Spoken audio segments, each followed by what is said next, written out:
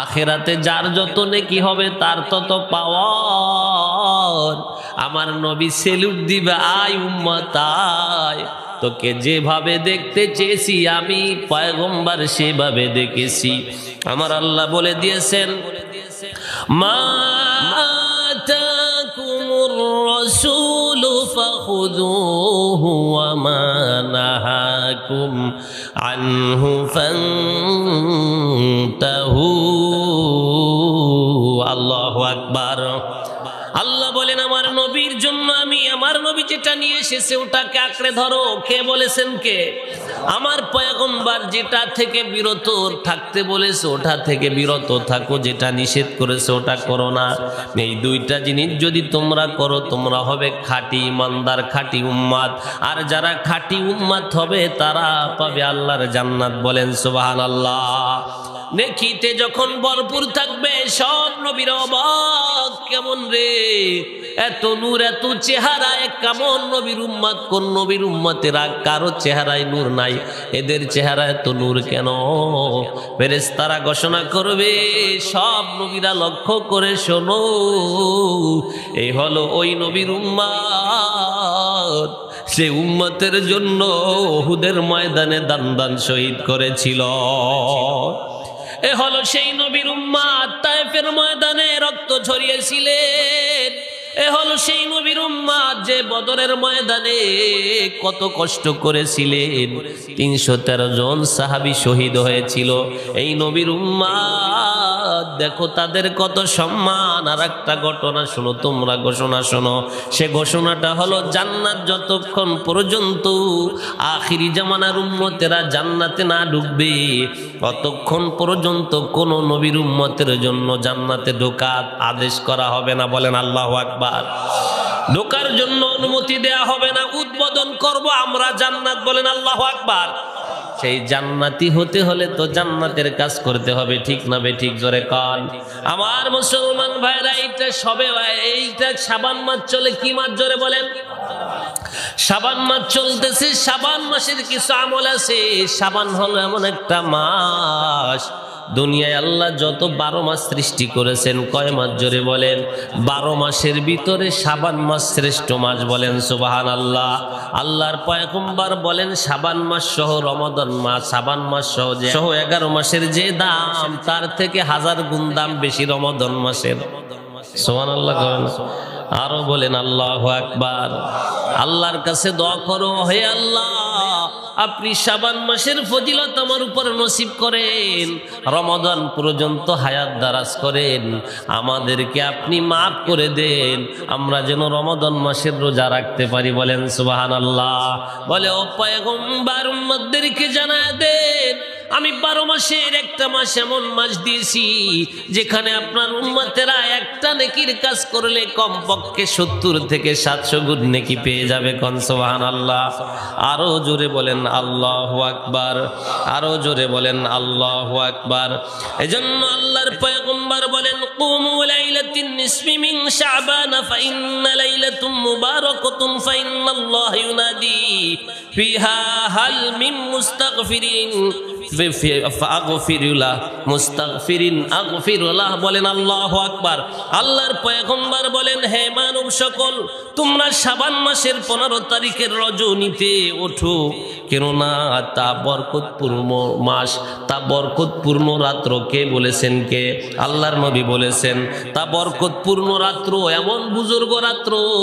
এই শবে বরাতের 15 তারিখের রাতে তোমরা ইবাদত করো আর দিনের বেলা একটা রোজা রাখো। কে বলেছেন? আমার নবী বলেছেন। কে? জোরে কন। কারণ হলো এই রাত্রকে আল্লাহ তাআলা এত দামি বানিয়েছেন। কেউ কেউ বলেন এই রাত্রে আল্লাহ তাআলা বান্দার রিজিকের ফয়সালা করে। কি করে? জোরে কন। শবে বরাত সব অর্থ হলো রাত। ফার্সি শব্দ কি? জোরে বলেন। সব অর্থ রাত, বরাত অর্থ মুক্তি। জোরে বলেন কি? মুক্তির রাত বলা হয়। কিসের রাত? শবে বরাত অর্থ মুক্তির রাত। তার মানে হলো অনেকে বাংলায় বলে থাকে এটা ভাগ্যর রাত। না না, এটা ভাগ্যর রাত বলা হয় বাংলায়। বাংলায় তো এটা হবে না। আল্লাহর নবী বলেন শবে বরাতের রাতের অর্থ হলো মুক্তির রাত।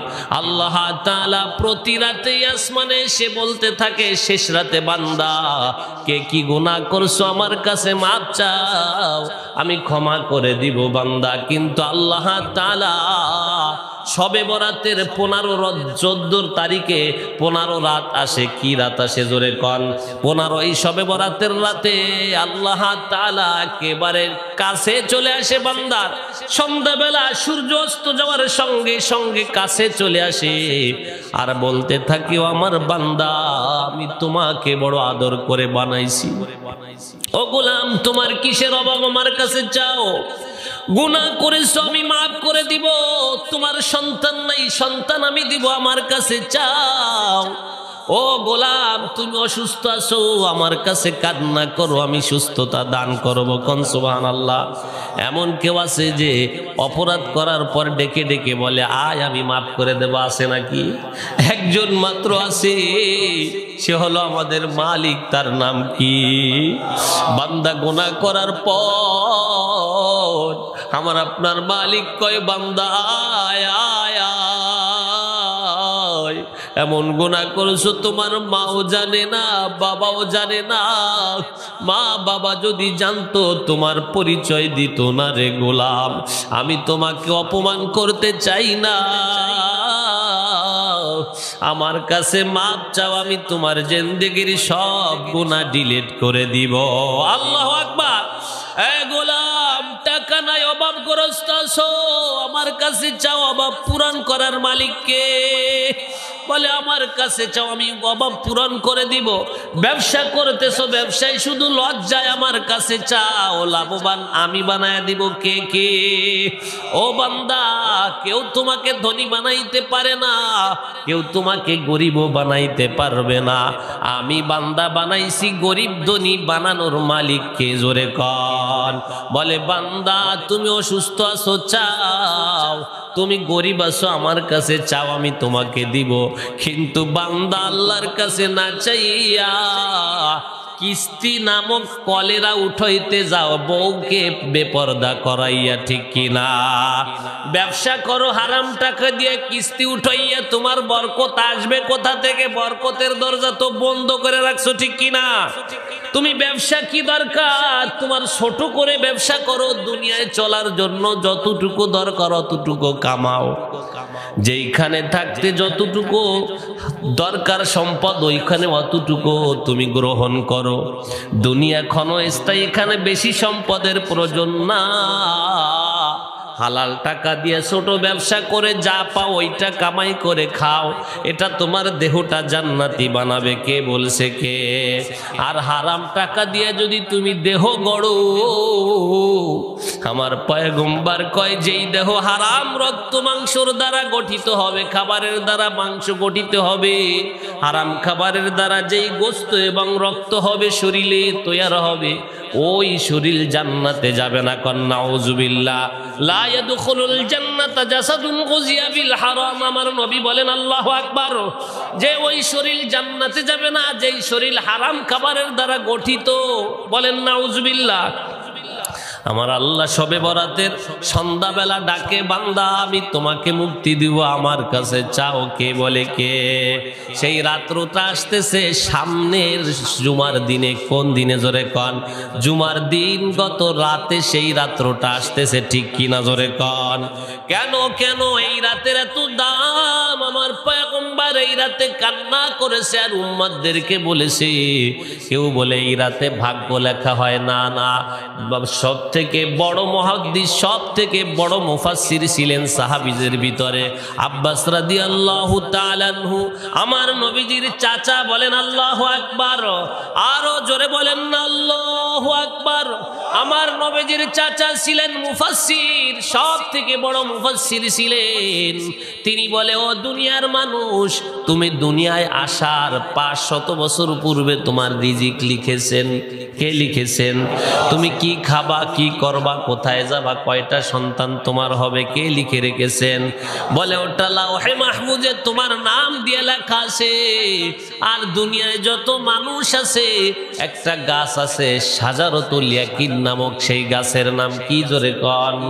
ইয়া শাজারাতুল ইয়াকিন নামক গাছ, ওটা আরশের নিচে আছে। ওই গাছের গোড়ায় আজরাইল বসা আছে। তামাম দুনিয়ায় যত মানুষ আছে, জিন আছে, প্রতিটা পাতায় তত মানুষের নাম, জিনের নাম লিখে রাখছে। কোন সুবহানাল্লাহ। ও মুসলমান ভাইরা, কে কতটুকু খাবে, কে কখন মারা যাবে, সব ওই পাতায় লেখা, লাওহে মাহফুজে লেখা। আব্বাস রাদিয়াল্লাহু তাআলা আনহু বলেন, নূতন করে লেখার কোনো প্রয়োজন আমার আল্লাহর নয়। এটার অর্থ হলো আল্লাহ বাজেট করে, বাজেট প্রতি বছর দুনিয়ার যেমন সরকার একটা বাজেট করে, জুন মাস থেকে নিয়ে একেবারে বছরের শেষ পর্যন্ত বাজেট হয় কিনা জোরে কন? জুন মাসে বাজেট হয়, আর আমার আল্লাহ তাআলা এই শবে বরাতের রাতে বাজেট করে। কোন সুবহানাল্লাহ। কেউ বলে শবে কদরের রাতে বাজেট করে, কেমন বাজেট?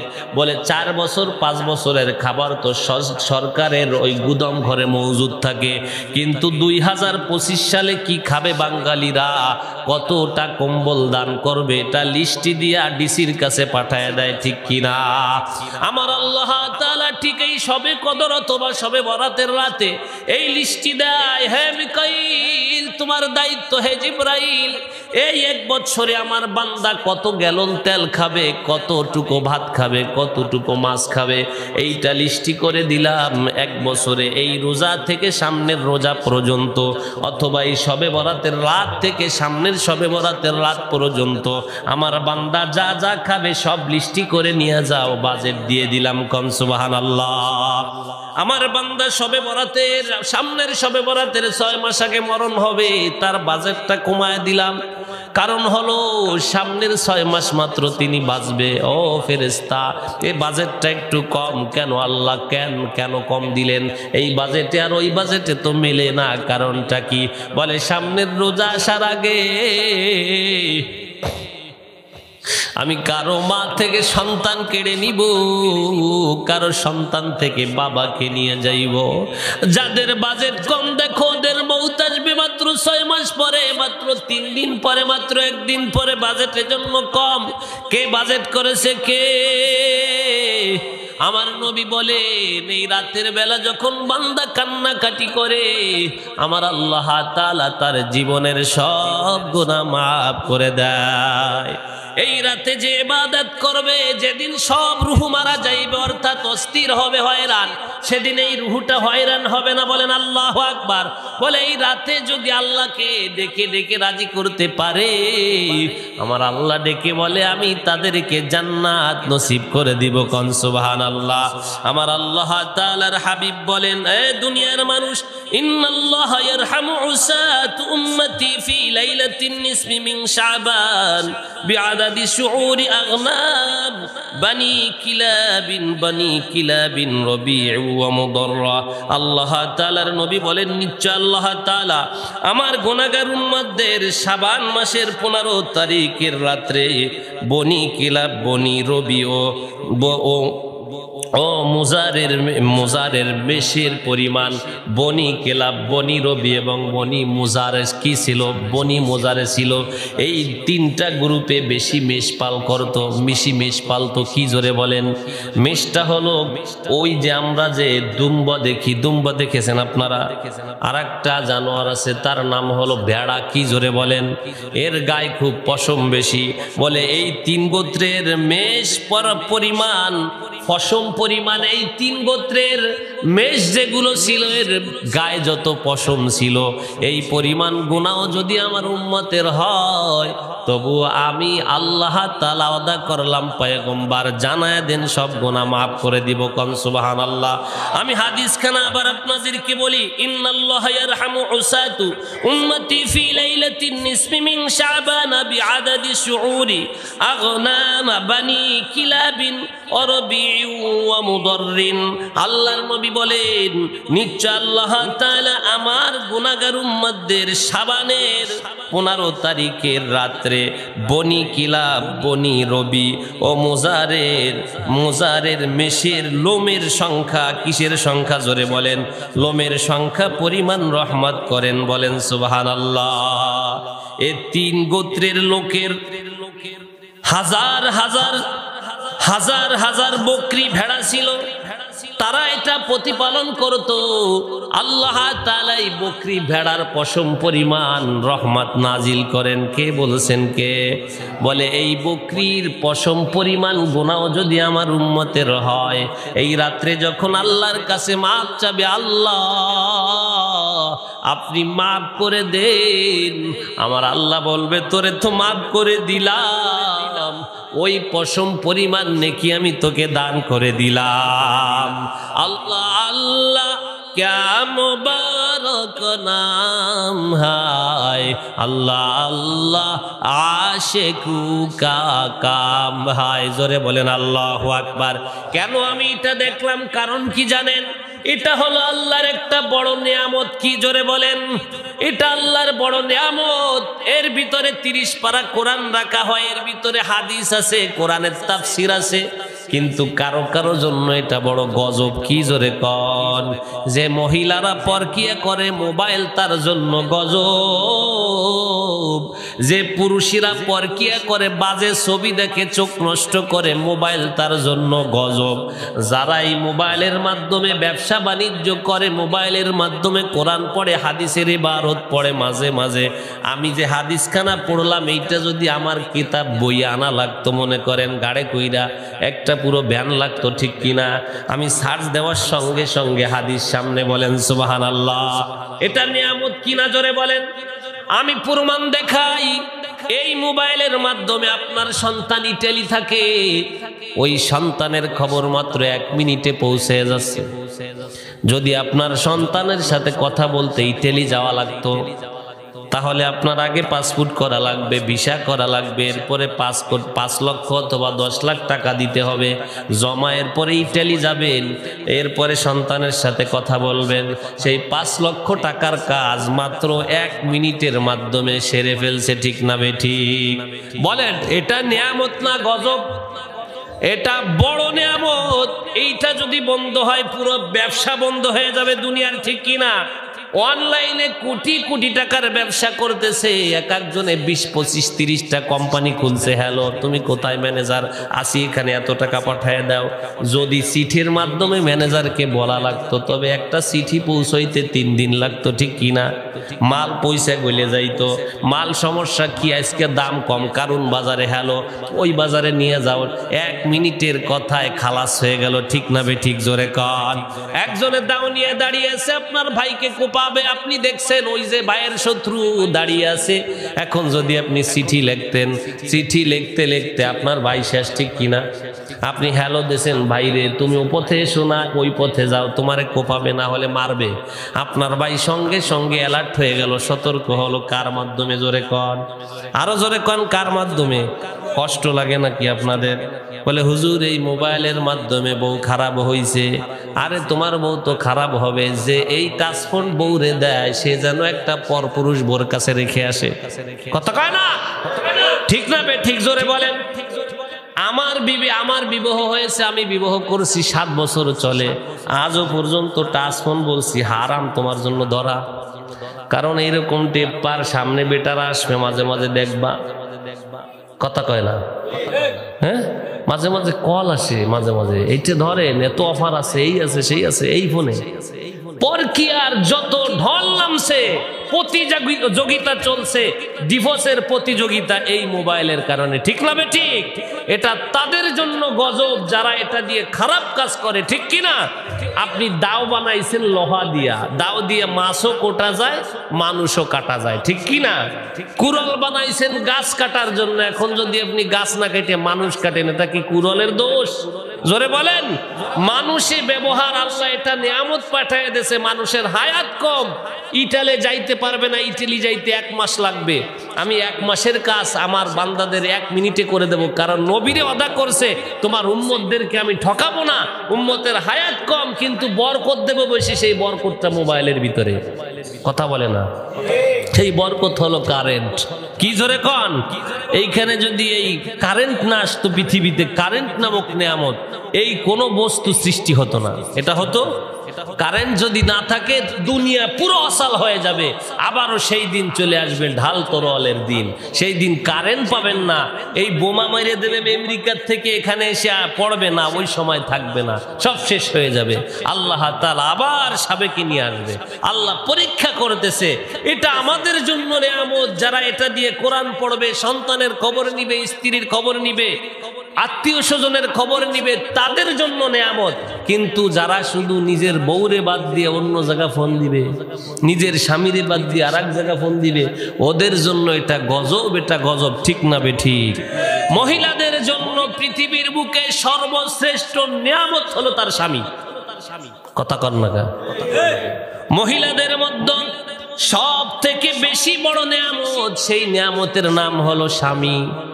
আপনার স্বামী ছাড়া পৃথিবীতে যে আপনাকে পথ দিকার পাপ দিকার ভালো বলুক, ও শুধু আপনাকে একটু সময় দেওয়ার জন্য, আপনার চরিত্র নষ্ট করার জন্য মিঠা মিঠা কথা বলে, ঠিক কিনা? কিন্তু আপনার স্বামী আপনি কি খাবেন, কি পরবেন, কোনভাবে একটু ভালো রাখবে, সকাল থেকে সন্ধ্যা, সন্ধ্যা থেকে সকাল যে পরিশ্রম করে, ঘরে এসে রাগ দেখায়, ওটা রাগ না, ওটা ভালোবাসার রাগ।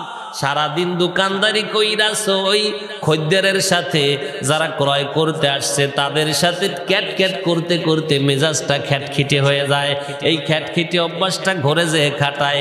একবার যদি বসতেন, দেব আমার স্বামী সারাদিন দোকানে থাকে, হয়তো মেজাজটা একটু হট হয়ে গেছে, এই জন্য এরকম করে। অথচ দোকানে গেছে কাপড় কিনতে, দোকানওয়ালা মিঠা মিঠা কথা বলে, কয় আমার স্বামী কি কঠোর ব্যবহার করে, আর আমি কাপড় কিনতে গেলে আমার সাথে কি মিষ্টি ব্যবহার করে। বারবার বাবি কয়, আফা কয়, খালাম্মা কয়। আরে বাবি কয় তোমাকে কাপড় 2 টাকার কাপড় 100 টাকা নিবে, এজন্য, ঠিক না বেঠে? তোমারে খালাম্মা কয় তোমার 10 টাকার কাপড় 2000 টাকা নিবে, সেই আশায়, ঠিক কিনা? তোমারে বারবার চাইছেম্মা বলে, রসের কথা কয় তার লাভের আশায়, ঠিক না বেঠিক? যার যেখানে লাভ আছে তার সেখানে ভাব আছে, যার যেখানে লাভ নাই তার কোনো ভাব নাই, ঠিক না বেঠিক? স্বামী নামক বস্তু যেদিন হারিয়ে ফেলবা, তোমার 10 মিনিটের দায়িত্ব সবাই নিতে চাইব। চরিত্রহীন পুরুষেরা 10 মিনিট 20 মিনিটের দায়িত্ব নিতে পারে, কিন্তু তোমার সারা জীবনের দায়িত্ব কেউ নিবে না, ঠিক না বেঠিক? যে দায়িত্ব নিবে তার নাম হলো স্বামী। কিন্তু কিছু মহিলা সেই স্বামীরে বানাইছে আসামি, ঠিক না বেঠিক? ও মুসলমান ভাইরা, এখানে কেন আসলেন? নামাজি ব্যক্তির বউরা শান্তিতে থাকে, ভালো থাকে। কথা কন না? যেই মহিলা 5 ওয়াক্ত নামাজিওয়ালা হয়, ওই চরিত্রর ভিতরে শয়তান খুব কম ঢুকতে পারে, মাঝে মাঝে ঢুকে যায়। আগের অভ্যাস, ঠিক না বেঠিক? আগে একটু আলুর দোষ ছিল, সেই আলুর দোষে নাড়ায়। এজন্য পৃথিবীর বুকে যত ঘরের ভিতরে পরকিয়া চলছে, এই পরকিয়ার নাম হলো মোবাইল পরকিয়া, ঠিক কিনা? ধরে কর। কারণ হলো স্বামী একটু কড়া কথা বলে, আর একজনে ফোন দিয়ে বাবি বারবার বলে একটু দেখা করেন, বাবি একটু চা খান। কত মিঠা কথা, মহিলাদের অন্তর থাকে নরম। স্বামী একটু গরম কথা কয়, দেওর একটু নরম কথা কয়। দেওর যে নরম কথা মিঠা কথা কয়, তোমার মিঠা কথা বইলা তোমার চরিত্রর ভিটা সন্নি করে দিবে, ঠিক কিনা? হাজারো প্রমাণ দুনিয়ার বুকে আছে। স্বামী ছেড়ে চলে গেছে, সব টাকা পয়সা মেরে দিয়ে পরকিয়া করে যে পুরুষের সাথে গেছে, পুরুষটা টাকার বস্তাটা নিয়ে, টাকার থলিটা নিয়ে ভাগছে। পুরুষের খবর নাই যে গলায় দড়ি দিয়েছে মহিলা আছে না নাই। প্রতিনিয়ত মরে কোন কারণে? পরকিয়া। স্বামীর সাথে বেঈমানি করো, আমার আল্লাহ ডেকে বলে মাখলুক, তোরে আমি শ্রেষ্ঠ মাখলুক বানাইছি রে ইনসান, তুই আমার শ্রেষ্ঠ মাখলুকের সাথে বেঈমানি করলি। যাকে দিয়ে তোকে খানা খাওয়াইলাম, যে তোর কাপড় কিনা দিল, যে তোকে সাবান কিনা দিল, তুই ভালো থাকার ঘর কিনা দিল, যেই পুরুষটা সারা দিন কষ্ট করে তোকে সুখে রাখার আশায় নিজের জীবনকে শেষ করলো, তাকে যখন ধোঁকা দিলি, বোকা বানাইলি, সে ঠকে নাই, ঠইকা গেলি তুই, তোর উপর আমি গজব দিলাম। সেই গজবের নাম হলো পরকিয়ার স্বামী, ঠিক না বেটি? বিয়ার পরে যে স্বামীর কাছে যাবা, ও জীবনে তোমাকে ভালোবাসবে না ঠিক মতো। আর আমিও বলি, যেই মহিলাটা মা বাবা ছেড়ে তোমার বাড়ি আসলো রে যুবক, একটা কলেমার বিনিময়ে সে সব কিছু ছেড়ে তোমার ঘরে চলে আসলো, তুমি সেই মহিলার হক না আদায় করে তুমি পাশের বাড়ির বাবির হক আদায় করো, তুমি পাশের বাড়ির বিয়ান সাহেবের হক আদায় করো, এটা হারাম, ঠিক কিনা জোরে কন? যে করবে হারাম তার থাকবে না আরাম। কে বলেছে? কে? এজন্য পুরুষ মহিলাকে আল্লাহ বলে দিয়েছেন, পুরুষের দিকে মহিলা কোন নজরে তাকাবে না, পুরুষের দিকে মহিলা কোন নজরে তাকাবে না, মহিলার দিকে পুরুষ কোন নজরে তাকাবে না। বলে কোন পুরুষ? বলে সেই পুরুষ। বলে কোন পুরুষ? যে পুরুষের সাথে যে মহিলার দেখা দেয়া জায়েজ নয়, ওই মহিলা পুরুষ কারো দিকে কেউ তাকাবে না। হাই, স্ত্রীর দিকে তাকাইলে গুনাহ মাফ হয়, বলেন সুবহানাল্লাহ। স্বামীর দিকে তাকাইলে নেকি হয়, স্ত্রীর দিকে স্বামী তাকাইলে নেকি হয়। স্ত্রী আর স্বামী যখন মুসাফাহা করে, হাতের যত সগীরা গুনাহ আছে সব আল্লাহ মাফ করে দেয়। সুবহানাল্লাহ কবেন না? ও মুসলমান ভাইরা, সামনে রমাদান আসছে, শবে বরাত আসছে। স্ত্রী রান্না করবে, আপনি নামাজ পড়বেন, স্ত্রী সুন্দর করে রান্না করে আপনার জন্য ইফতারির ব্যবস্থা করবে, রাতের বেলা সাহারির ব্যবস্থা করবে, ঠিক না বে ঠিক? যখন আমার আল্লাহ তাআলা বলেন, পয়গম্বর, আমার বান্দা বান্দি যখন এক এক লোকমা খাবার খায় রোজা রাখার আশায়, আমি তাকে প্রতি লোকমার বিনিময়ে 1 বছর নফল রোজা রাখার নেকি দান করে দেয়। আল্লাহ আল্লাহ क्या मुबारक नाम है, अल्लाह अल्लाह आशिकू का काम है, बोलें सुबहान अल्लाह। ओ मुसलमान भाईरा, ফজর পর্যন্ত আল্লাহ ডাকতে থাকবে, শবে বরাতের রাতে বান্দা কার কি অভাব আছে আমার কাছে চাও। অনেকে আছে গোপন রোগে ভুগতেছেন, বলতে পারেন না, কারো কাছে ডাক্তারের কাছে বলতেও লজ্জা পান। আমার আল্লাহ হলেন সব ডাক্তারের বড় ডাক্তার। আমার আল্লাহর কাছে কন, আল্লাহ আপনি আমাকে মাফ করে দেন, আপনি আমাকে ক্ষমা করে দেন, আর গুনাহ করব না, আল্লাহ মাফ করে দেন। আমার আল্লাহ ডেকে বলে, বান্দা তোর কোনো চিন্তাও নাই, ভয়ও নাই, আমি আল্লাহ তোর জীবনের সব গুনাহ মাফ করে দিলাম। গুনাহ তো মাফ করলাম, গুনার কারণে যেই রোগ হয়েছে তোমার শরীরে, ওই রোগ থেকেও আমি আল্লাহ মুক্তি দিয়ে দিলাম। কোন সুবহানাল্লাহ। আমাদের যে দরদি তার নাম কি? আরো জোরে কোন কি? কিতাবের ভিতরে আসছে, বান্দা এত কষ্ট করে শীতের ভিতরে নামাজ পড়ে, গরমকালের নামাজের থেকে শীতকালের নামাজের বেশি দাম, বলেন সুবহানাল্লাহ। তার মানে যেই ইবাদত যত কষ্ট করে করা হয়, ওই ইবাদতের দাম আল্লাহর কাছে বেশি। কোন সুবহানাল্লাহ। বলে বান্দা রোজা রাখে খুব কষ্ট করে, এজন্য রোজার প্রতিদান আমি আল্লাহ নিজে। আল্লাহু আকবার। রোজার প্রতিদান কেমন, রোজাটা কেমন হবে রে মুসলমান? বান্দা যখন রোজা রাখে, বলে রোজা কাহাকে বলে? বলে সুবহে সাদেক হওয়ার আগে আগে সে খানা খাইবে, সুবহে সাদেক হয়ে গেছে, খানা খাইবে সকাল রাত্রে কি? ফজরের আজানের আগে। জোরে বলেন কোন সময়? ফজরের আজানের আগে সাহারি খেয়ে সন্ধ্যা পর্যন্ত স্ত্রী সঙ্গম থেকে, খাবার থেকে বিরত রাখবে নিজেকে। খাবার থেকে বিরত থাকবে, গুনাহ থেকে বিরত থাকবে, স্ত্রীর কাছে গিয়া কোনো আমোদ ফুর্তি করতে পারবে না, এটা থেকে বিরত থাকবে, সারাদিন ইবাদত করবে, সন্ধ্যা বেলা ইফতার করবে।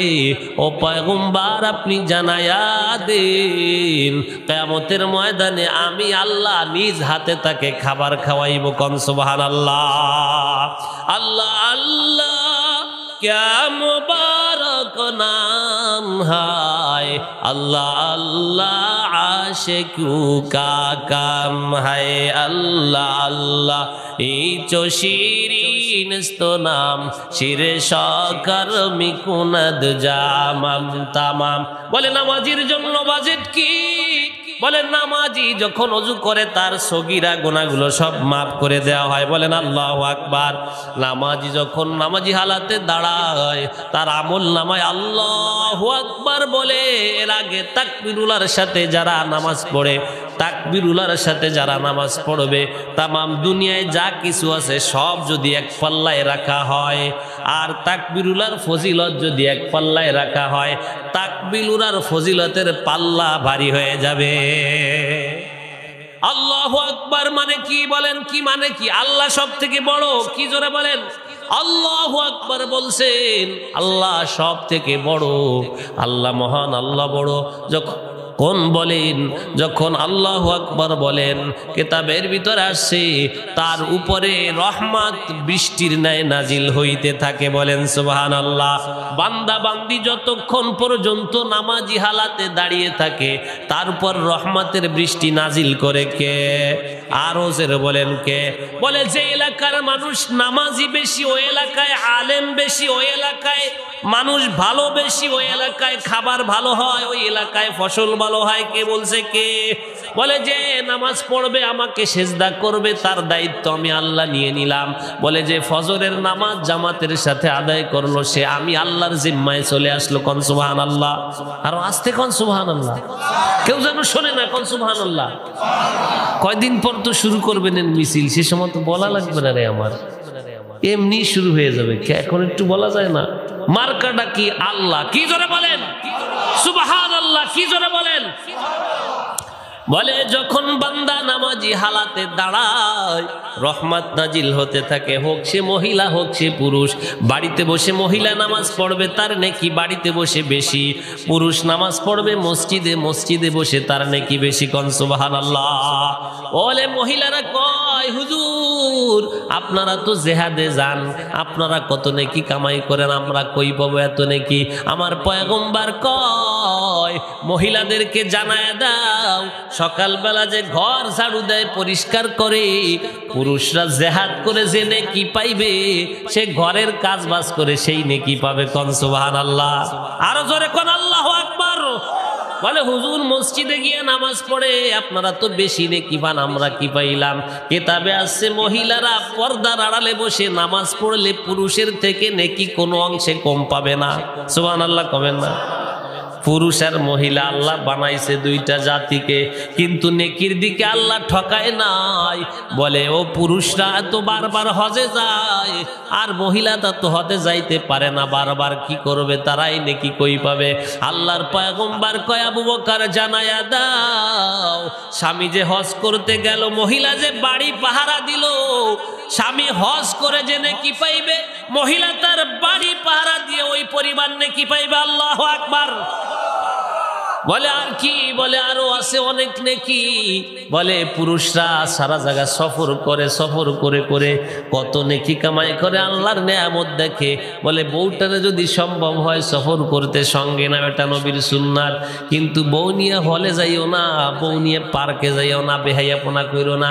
সফর করা সুন্নাত শ্রেষ্ঠ নবীর উম্মতের, কিন্তু আজে বাজে জায়গায় যাওয়া হারাম। ঠিক কিনা জোরে কন? মহিলারা কোন অংশে কম পায় না নাকি? ও আমার মা বোনেরা, স্বামীকে সম্মান করেন। আপনার এই স্বামী যদি চলে যায় দুনিয়ার থেকে, আপনি কারো কাছে সম্মানিত হবেন না, সবাই আপনাকে অবহেলা করবে। নূতন নূতন দিন দুই সবাই একটু আপনাকে সান্ত্বনা দিবে। যখন ভাইয়ের স্বার্থে টান পড়বে তখন ভাই আপনাকে বলবে আমার বাড়িতে বাড়ুয়া। বোনের স্বার্থে টান পড়লে বোন বলবে আমার বাড়িতে বের হ। জামাইয়ের স্বার্থে টান পড়লে বলবে বুড়ো বিটি শয়তান এখান থেকে চলে যা। কথা কয় না? যখন সন্তানের স্বার্থে টান পড়বে বলবে তুমি আমার মা না, তোমারে চিনি না। ঠিক না বেঠিক? ও মায়েরা বোনেরা, সন্তান তোমাকে ভুলে যেতেও পারে, ঠিক কিনা? তোমার মা বাবা তোমার আগে মারা যেতেও পারে, কিন্তু তোমার যে জীবন সঙ্গিনী, তোমার স্বামী মান নামক একটা বটগাছ, আজীবন তোমার পাশে থাকবে, কোনোদিন তোমার কাছ থেকে যাবে না, ঠিক কি না? আমি আজ আসার পথে দেখলাম, ও দুনিয়ার মুসলমান, আমি তাকিয়ে রইলাম, আমার ওয়াদা জানতেই চোখে পানি এসে গেছে। মহিলা হাঁটতে পারে না, পুরুষও অনেক বুড়ো, লাঠি ভর দিয়ে হাঁটে। পুরুষে দেখলাম মহিলার হাতটা এরকম নিজের বগলে নিয়ে আর এক হাত ধরে, এক হাতে লাঠি আর এক হাতে মহিলা নিয়ে হাঁটতেছে। জিজ্ঞেস করলাম সেলুনওয়ালার কাছে, এরা দুইজন কি হয়? কয় স্বামী স্ত্রী, কত মোহব্বত আহারে। তার ছেলেও সাথে নাই, মেয়েও নাই, মাও নাই, বাও না, বোনও নাই, কেউ নাই, কেউ নাই, আছে তোমার স্বামী, ঠিক কিনা? স্বামীর থেকে বড় নেয়ামত দুনিয়ায় মহিলার জন্য আর কেউ হতে পারে না। আল্লাহ কয়, ও দুনিয়ার মানুষও, মুহাম্মদুর রাসূলুল্লাহ জানায় দেন, আমি যদি মানুষকে সিজদা করতে বলতাম, আমার পয়গম্বর কয় আবু বকর জানায় দাও, মানুষকে যদি সিজদা করা জায়েজ থাকতো, আমি মহিলাদেরকে বলতাম স্বামীকে সিজদা দাও। আল্লাহু আকবার। স্বামী যদি তোমার জন্য অভিশাপ করে, কোনোদিন জান্নাতে যেতে পারবা না। স্বামীর পায়ের তলে জান্নাত, পায়ের নিচে জান্নাত, এটা মিথ্যা কথা, এটা ঠিক না। স্বামীর খেদমত করলে, স্বামী খুশি হলে স্ত্রী জান্নাতে যাবে, এটাই সহি, বলেন সুবহানাল্লাহ। আর স্ত্রীরে যদি শুধু স্বামী অবহেলা করে, মারে, তারে খাবার না দেয়, তার জন্য আল্লাহর আদালতে বিচার আছে। বলে ওই স্বামী কিয়ামতের ময়দানে পঙ্গু অবস্থায় উঠবে, কর নাউজুবিল্লাহ। এক সাইড পড়া থাকবে, কারণ এক চোখে এক পাশে বিচার করছিল, এরম হয় কি না জোরে কর। নিজে সারাদিন দোকানে যায় ভালো ভালো খান, বোর জন্য কিছু নেন না, এটা আপনি শরীর ঠকাইতেছেন, ঠিক কিনা? ঘন ঘন চা খান, যাই 10টা ডেলি মাইরিয়ে দেন, বোর জন্য কয়টা খাওয়াইছেন? এখন তো পড়ে যাবেন কম, তাই না? কি এতক্ষণ যা কইছিলেন হুজুর, এই জায়গা তো সবাই আমরা ধরা। বারবার বিস্কিট খান, বারবার নাস্তা খান, ডিম বাইজে, বউরে কয়দিন খাওয়াইছেন? ধরা খাইছেন, কিন্তু এখনো তো মাপ চেয়ে নিয়েন যে ভুল হয়ে গেছে, এখন থেকে যা খাবো তোমার সমান সমান দিব। আজকে যে মাপ চেয়ে নিয়েন যে দাবি দেওয়া ছেড়ে দিও, আমি তো খাইছি অনেক কিছু। এখন আপনারা যদি বলেন হুজুর আপনি অফ করতে এসে দিই কতটা খান, একই বন্নিকে নেন, বলতে পারেন কিনা? এর নেওয়ার সিস্টেম নাই তাই নিই না, কিন্তু বাড়ি গিয়ে তো খাওয়ান, আলহামদুলিল্লাহ বলবেন না? যেটা নেওয়ার সিস্টেম নাই ওটা নেওয়া যাবে না, ঠিক না বে ঠিক? অনেকে আছে পলিথিন নিয়ে যায় বিয়ে বাড়িতে খাওন খাইতে, এটা আর এক চোর, কি ধরে খন না খাইয়ে তাড়াতাড়ি বইরে পলিথিনে সাইডে তুই আবার আমার পাতে নাই আরো দাও, মানে সব পলিথিনে পরে, এটা একটা ডাকাত, কি জোরে কন? এইটা ঠিক না, এটা জায়েজও নাই। আপনার তো আপনি পলিথিনি করে যদি নিবেন, তো এই কন যে আমার পলিথিনে দেন, বাড়ি যেয়ে খাবানি, চলে আসেন নিয়ে, কিন্তু ওখানে বসে পেট ভরে খাবেন আর আবার বন্নিকে নিয়ে আসবেন, এটা কোন কোন হাদিস পাইলেন? আর একজনের কি করলেন? আর একজনের খাবার খেয়ে আপনি শরীর ঠকালেন না, কি বলেন? আমার কথা বুঝতেছেন? এজন্য শবে বরাতের আমল কি? বলে শবে বরাতের রাতে নামাজ পড়বেন, নফল ইবাদত করবেন। কি নফল ইবাদত? হতে পারে নামাজ, হতে পারে কোরআন তেলাওয়াত, হতে পারে কবর জিয়ারত। অনেকে বলে গোসল করতে হয়, এটা সহিহ হাদিসের ভিতরে পাওয়া যায় নাই যে গোসল করতেই হবে প্রতি ফোঁটায় ফোঁটায় পানি। আগে আমরাও বলছি, শুনছি, কিন্তু আসলে এটার ভিত্তি কতটুকু এখন তালাশ করে পাই নেই। গোসল করলে পবিত্রতা হাসিল হয়, কোনো সমস্যা নাই, গোসল করার সব পাবেন, কিন্তু গোসল করতে যায় যে শয়তানি শুরু করবেন, এটা জায়েজ নাই। আছে নাকি জোরে কান? লাফালাফি দাফাদাফি রুটি বানাইয়া সারা বাড়ি বিলায়, ইবাদতের খবর নাই, বাজি ফুটে, সব হারাম। বাজি ফুটানো, অপচয় করা, এটা কি জোরে কন? শবে বরাতের রাত আল্লাহ দিয়েছেন মুক্তির রাত, শুধু কান্না করো, কান্না করো, আমার কাছে চাও। তুমি রুটি বেলতে বেলতে আর ঘাসের গোশ রানতে রানতে রাত কাটাই দিলা, ইবাদত করলা, কই ঠিক কিনা জোরে কন? অনেক এলাকায় এটা আছে।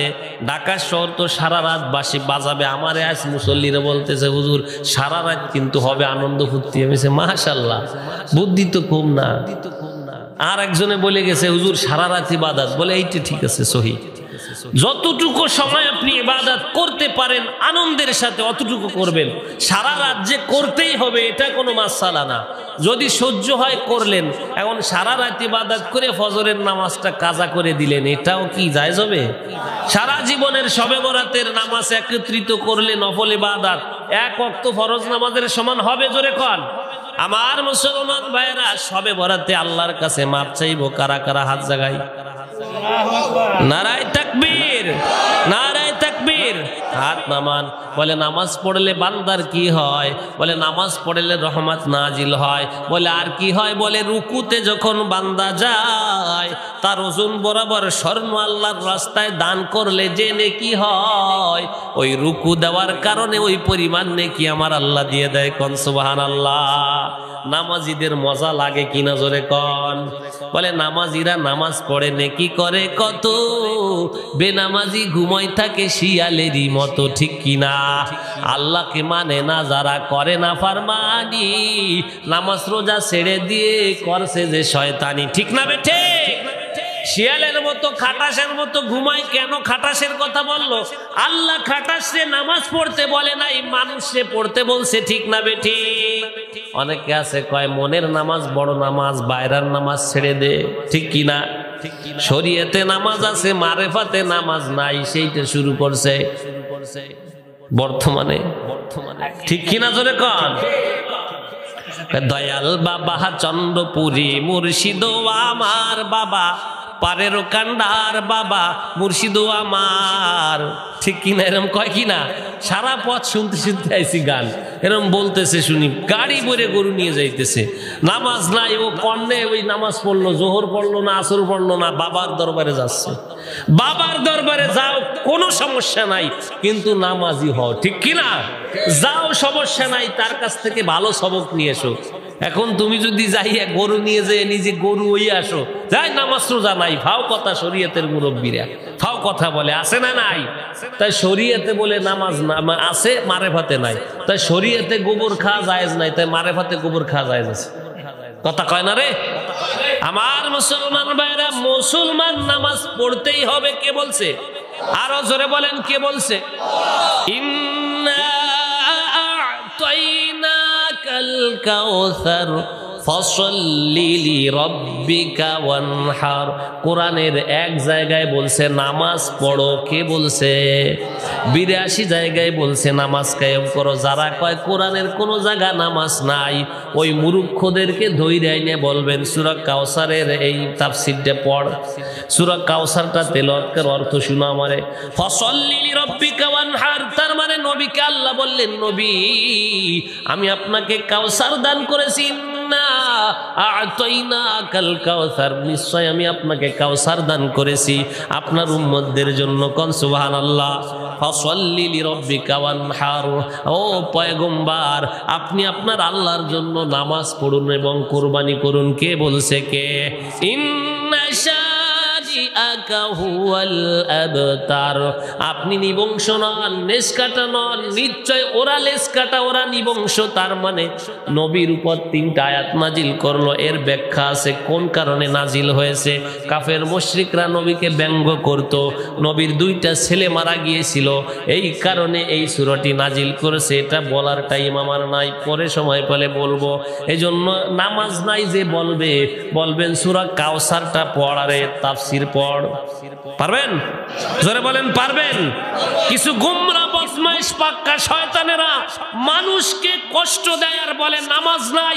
আমরা এত বয়ান করি, লক্ষ লক্ষ ওলামায়ে কেরাম মানুষকে নামাজের দিকে আনি, আর এই বদমাইশরা বলে চলো খাজার দরবারে, বাবার দরবারে গরু নিয়ে। আরে নামাজ মোল্লারা কয় নামাজ আছে নাকি? কন নাউজুবিল্লাহ। আমার মুসলমান ভাইরা, নামাজ যদি তুমি বলো না, আমি বললাম আছে, কিয়ামতের ময়দানে যদি দেখো নামাজ আছে, তখন তুমি নাজাত পাবা না, আমি নামাজাত পেয়ে যাব, ঠিক কিনা?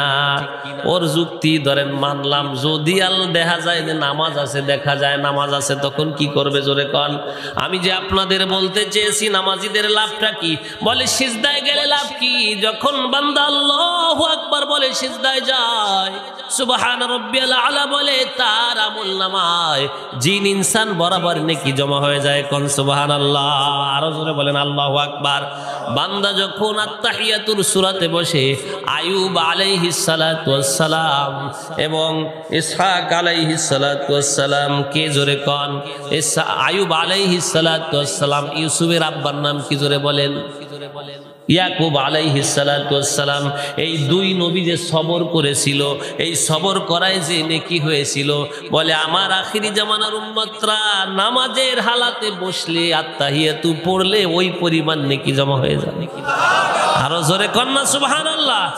বলে নবীজি, ও আবু বকর শোনো, পয়গম্বর কয় আমার উম্মতেরা যখন ডান দিকে সালাম ফিরে দিবে আল্লাহ তাআলার জান্নাতের 8টা দরজা খুলে যায়, বাম দিকে সালাম ফিরানোর সঙ্গে সঙ্গে জাহান্নামের 7টা দরজা বন্ধ হয়ে যায়। কোন সুবহানাল্লাহ। আরো জোরে বলেন আল্লাহু আকবার। জান্নাত ডেকে বলে বন্ধ সিজদার মাধ্যমে তুই আমার বন্ধু হয়ে গেছো, আমি জান্নাত তোকে ইশারা দিয়ে বলি মরার সাথে সাথে আমার ভিতরে আসবা। কোন সুবহানাল্লাহ। আর জাহান্নাম কয় আমি দরজা বন্ধ করে দিলাম, তোকে আমার ভিতরে জীবনেও আনবো না। কোন সুবহানাল্লাহ।